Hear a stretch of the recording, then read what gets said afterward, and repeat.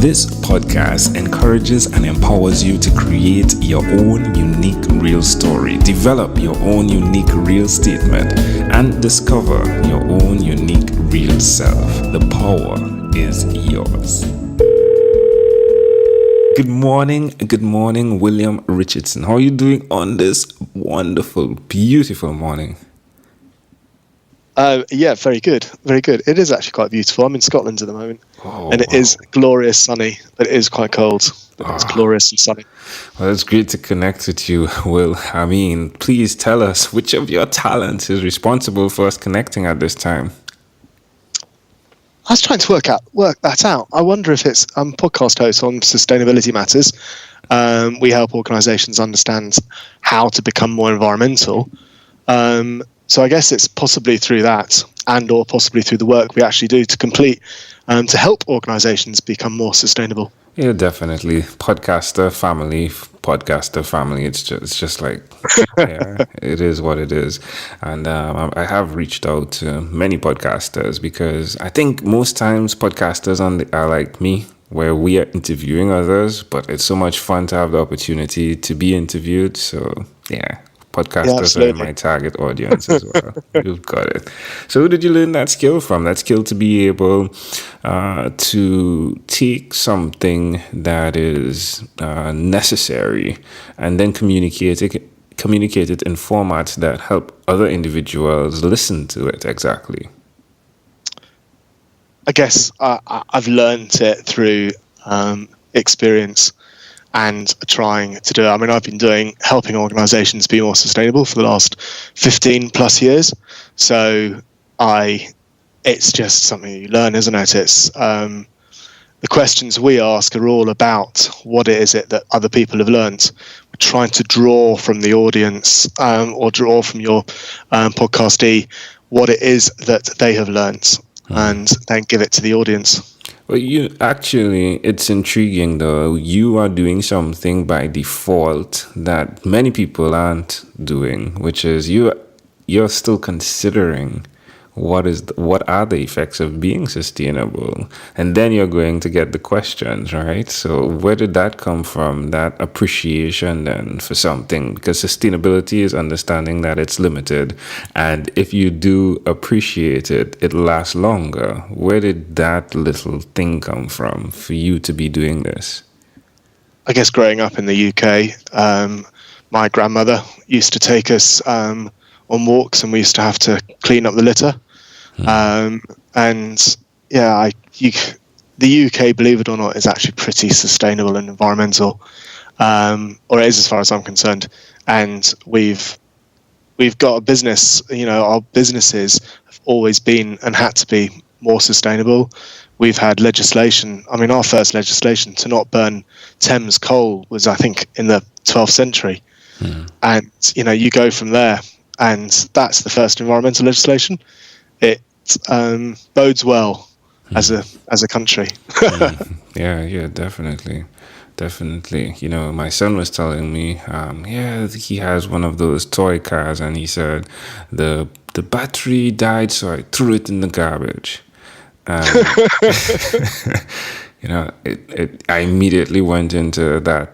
No, batteries aren't to be thrown away in my mind, right? But then I analyzed it though, and I was thinking about my country and how we look at these things, in terms of sustainability. So why will you continue to repeat the skill of ensuring that others get this information, William? How do we continue to? Why will you continue? Why will you because go on? It's so important. Because it is so important.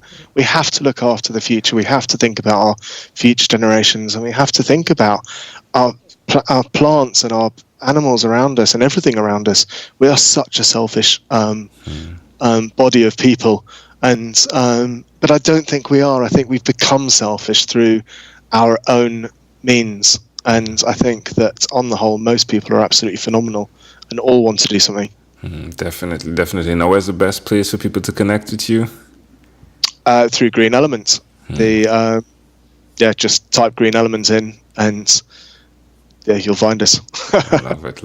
All right, tell me one other thing that you've done consistently over the last 3 years, William. Kite surf. I am a very keen kite surfer. I run the national governing body for British kite surfing in the UK, and have helped the sport within the Olympics. And I was actually funny enough on an International Kite Surfing Association meeting this weekend. That's not something you see on LinkedIn, don't you? Yeah, I love it. I love kiting. I've done it for 20 plus years now. Wow. And yeah, love it.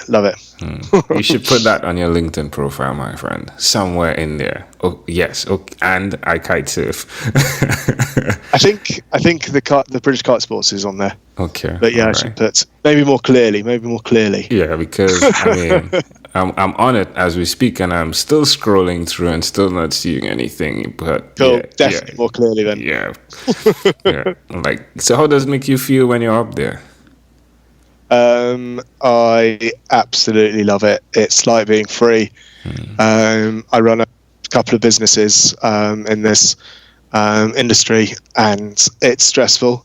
You've got to pay wages. You've got to talk, do all of this podcasting stuff, and everything. You've got everything to deal with, and just being free, flying is phenomenal. Just using the wind. Yeah, love it. I suggest to someone that's listening, though, why they do that, though, ensure that they have some type of getaway from the stressful side of life. I think that's it, isn't it? It's you just anything really. I mean, lots of people run, lots of people cycle, lots of people do. You just need something to get away from it all.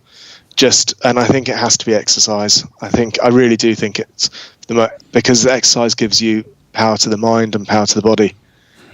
Love it. Amazing audience. Again, you're hearing it live from William Richardson. He is the Sustainable Business Podcast host. You can check him out there.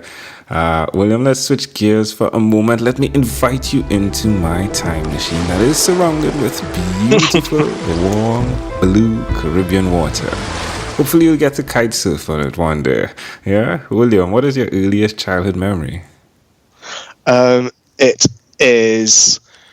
I was trying to think about this. I mean, from an environmental point of view, it was picking up litter with my gran and having to go on long walks and carrying a bin bag full of litter everywhere. How old were you in that memory? 7 years old. All right. Is there anything before that? I've got to say, my other half, she absolutely laughs at me, the fact that I've got such bad memories from my childhood. And I actually have a very good childhood. It's not that I'm actually cutting anything bad out. I have a phenomenal childhood. It happens. So how do you see, and I guess it's pretty clear, right? But how do you see that memory connecting to who you are today? I think it absolutely formed me. Funnily enough, when I was applying to do a master's, it was something that I said on that was one of the reasons why I wanted to do a master's in environmental management. And she was a big part of my life, I think, growing up. So at that time, when you were collecting litter, right, was there an end process as there is now? No, chuck it in the bin. I don't think we recycled. Okay. We just chucked the whole lot in the bin. All right. Well, let me I've never thought about that. take that into account. Yeah. So my interpretation of the thought picture would be the power of generational improvement and just seeing you being a part of that. So more than just doing the task of what was necessary to keep the environment, it's really cool to see that you're the person that has taken the process in a legacy format. And I hope thereafter there's someone that does it as well, the way you do, where you've taken the end process now, yeah? Which is, and even the beginning as well, before it even gets down there, sustainability. It's, even a pre-format as well. It's pretty cool. Yeah. All right. If we fast forward to when you were 12, what was your favorite song? It was a Madness song, Baggy Trousers. Can't not like your dubstep. Exactly, yeah. All right, William. Well, we've arrived at our destination now, but before we get off of this time machine, there's a small declaration form. So it's yes or no. We're going to move pretty quickly here. Are you ready? Yes. William, have you chosen someone to pass on your skills to? Yes. Are you married? As good as. Do you have children? Yes. Do you believe in God? I've got a 1 2-year-old and one minus 2-month-year-old, or one minus 6 weeks. Wow, We're due in 6 weeks. congratulations. Wow. And the house is so quiet. Must be a natural born podcaster. Do you believe in God? I think in the whole scheme of things, possibly, but not as one entity. I believe it. There is a higher force everywhere that we are all a part of. Do you have an inner circle of friends? Yes. Do you watch TV for more than 3 hours a day? Absolutely not. No. How about 3 hours a week? Possibly some weeks. What about screen time, the phone and the computer? Is it more than 8 or less than 8 hours a day? Less than 8 hours a day. If you, William... if I'm actually working, if I'm including work, then no, more. Okay. If you, William, had to share with us your own unique real statement, a statement that represents who you are, William Richardson, what would you say that is? Carrying on being sustainable. Look after people around you. Love it. Well, this was a great pleasure. Before you leave, is there anything else you'd like to share with our amazing audience? Yeah, come and listen to our podcast and try and be more sustainable. Just think about the future and think about who we are and where we're trying to go. You can do all of your dreams and they can all be sustainable as well. And we can work together for a better future. Love it. William Richardson, again, great pleasure, my friend. Thank you for being on what is inspired by 12-Minute Convos with Angel Jones. Thank you very much for having me. That's really, really kind. Thank you for reaching out. You're welcome. My pleasure. It's sustainable. This segment has been brought to you by Amazel Enterprise.